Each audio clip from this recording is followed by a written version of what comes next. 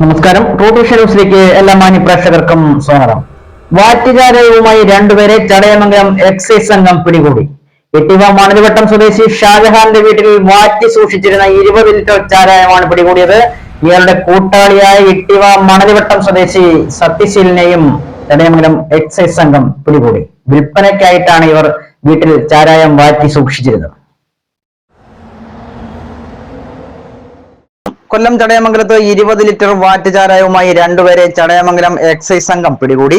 Chadayamangalam excise inspector Rajesh എ.കെയ്ക്ക് ലഭിച്ച രഹസ്യ വിവരത്തിന്റെ അടിസ്ഥാനത്തിൽ നടത്തിയ റെയ്ഡിൽ ഇട്ടിവ മണലിവട്ടം തേക്കിൻ ഭാഗത്ത് ഷാജഹാൻ എന്നയാളുടെ വീട്ടിൽ നിന്നും കച്ചവടത്തിനായി വാറ്റി സൂക്ഷിച്ച 20 ലിറ്റർ ചാരായവുമായി നെടുമങ്ങാട് സ്വദേശി ഷാജഹാൻ, ഇട്ടിവ മണലിവട്ടം ഇഞ്ചിമുക്ക് സ്വദേശി പ്രസന്നൻ എന്നിവരെയാണ് അറസ്റ്റ് ചെയ്തത്.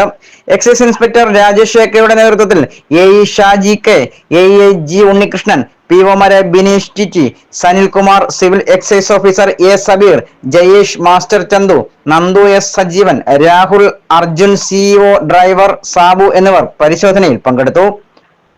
ന്യൂസ് ചടയമംഗലം.